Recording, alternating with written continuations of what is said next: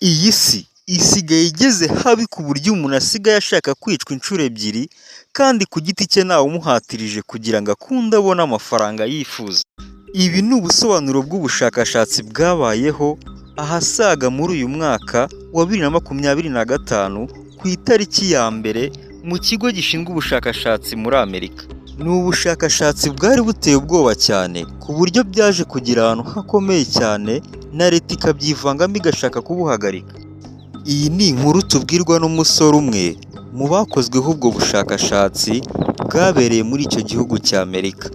Tega amatwi, ngewe uranyita Reponse, unyite Ansa uko ubyifuza muri ayo mazina abiri nkubwiye. Let's start. Uyu musore yitwa Michael Scott Berry, ni umusore utuye muri Leta Zunze Ubumwe za Amerika. Ati nyumva neza ko ubu bushakashatsi bwashyizweho amafaranga menshi cyane angana n'ibihumbi 50 by'amadolari y'Amerika. Ninjye muntu wa mbere wifuje kwitabira ubwo bushakashatsi. But without thinking what about the result of this?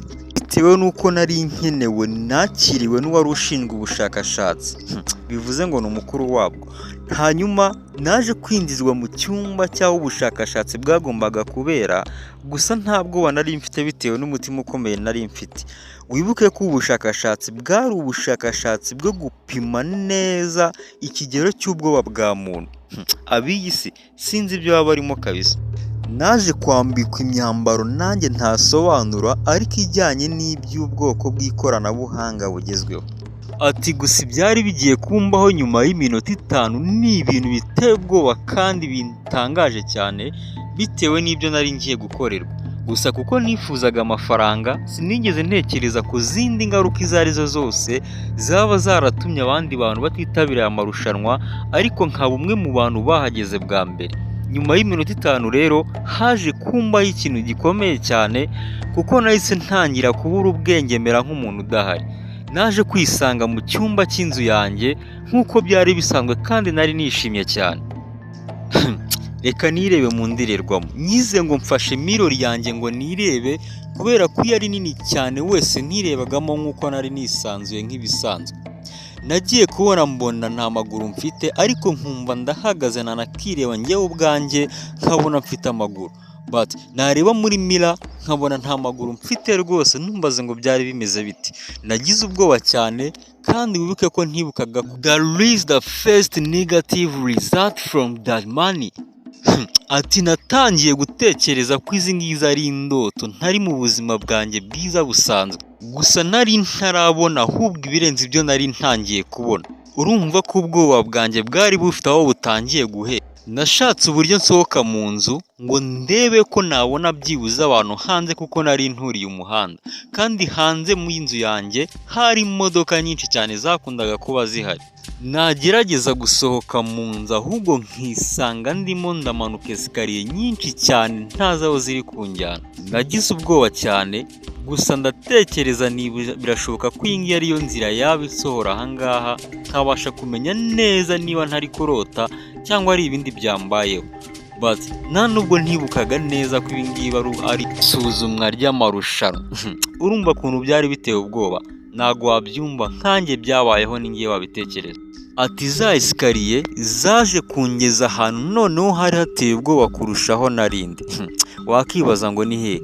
Naje kwisanga ndi mu mwobo muremure cyane ungana na metero zisaga 200. Uwo mwobo wakibaza ngo nawe ugezemo nte? Nanjye simbizi byari byancanze. Nari meze nk'umuntu urimo urakinirwa sinema cyangwa se filime mu mutwe we, kandi nta burenganzira bari bansabye. Gusa uburenganzira nari nawutanze kuko byari nk'amafaranga nari ndimo ndakorera. Nabifashe nk'akazi. Ati ikintu kibabaje cyambabazaga cyane nuko twari twaragiye mu marushanwa turi benshi ariko bakujyana muri ibyo bintu ukisanga uri wenyine. Naje kwisanga ndi njyenyine muri uwo mwobo ahantu hacecekerwa cyane ntari kubona ubufasha na butoya.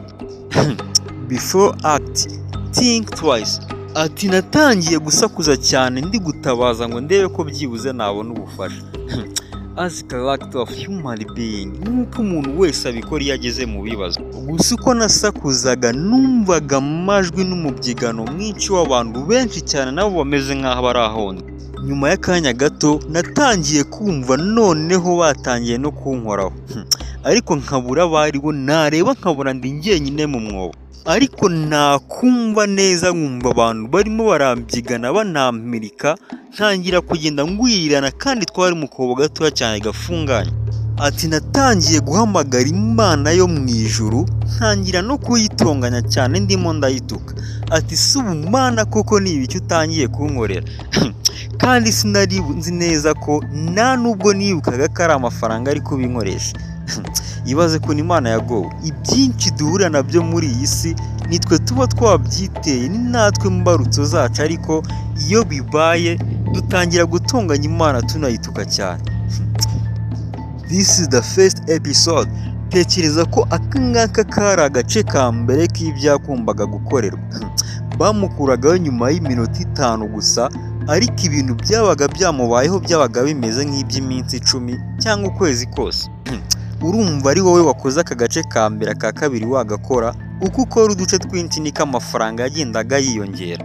Bivuze ngo niba agace ka mbere waragakoreye ku bihumbi 50 by'amadolari y'Amerika, nusubiramo agace ka kabiri nako niko bibuze kugenda. Ahantu hari amafaranga menshi cyane, ariko kuyarya byari indyankurye.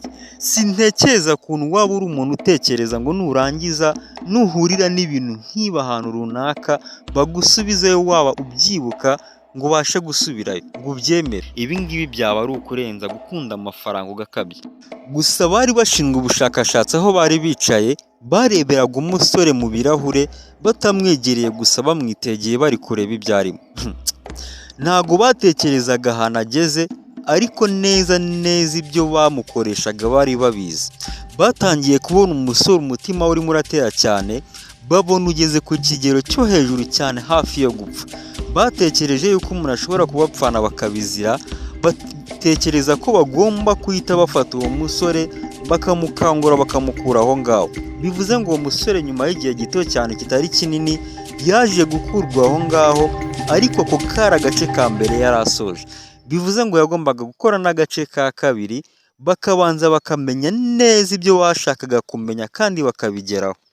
Niba ushaka kumenya neza niba uyu musore yaremeye gukora agace ka kabiri kakurikiragaho, biragusaba gukanda subscribe, nurangiza ugakanda no kunzogera, kugira ngo agace ka kabiri nigasohoka uzahita ukabona bitakugoye, utiriwe usacinga ibintu runaka cyangwa ngo ubisabe. Ngaho kanda subscribe, bizahite bikugeraho rwose ibyo dukora bitarinze kubisaba cyangwa usacinga ibintu runaka. Wewe